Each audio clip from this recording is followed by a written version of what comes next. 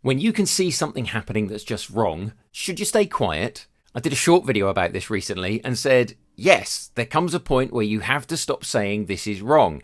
And it generated some pretty strong feedback. This sounds like fascism or communism to me. This is awful advice. So I wanted to build on that 15-second short and explain what I meant in more detail, so you can decide whether it's terrible advice or not. Let me take you back in time. I was much younger, early in my leadership career, and one of my team just wouldn't let something drop.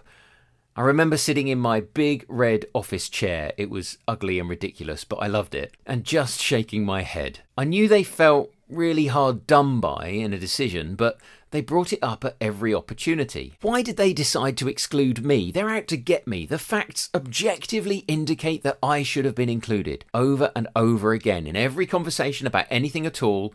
And it became really tiring. No matter how often we explained the pros and cons that led to the decision, no matter how often we agreed it was a marginal call, no matter how often we asked them to just move on, they wouldn't let it go. Let it go, let it go. That's the context I was imagining when I suggested when you think something is wrong, at some point you have to stop moaning and move on. Now, I'm not saying you shouldn't ever disagree with your boss.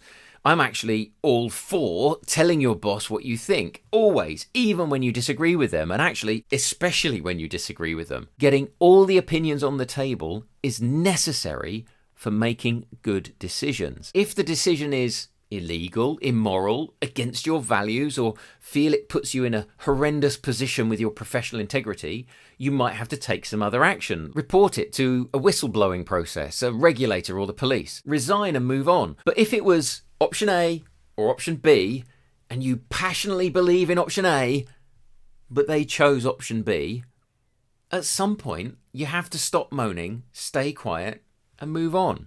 The most valuable colleagues I've ever had would say things like, I know you have lots to think about on this issue, but I want you to know what I think and why.